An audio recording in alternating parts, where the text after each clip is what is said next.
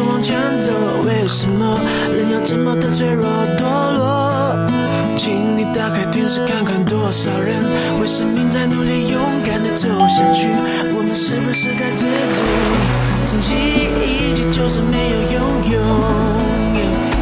还记得你说家是唯一的城堡，随着稻香河流继续奔跑，唯有微笑，像是口的梦我。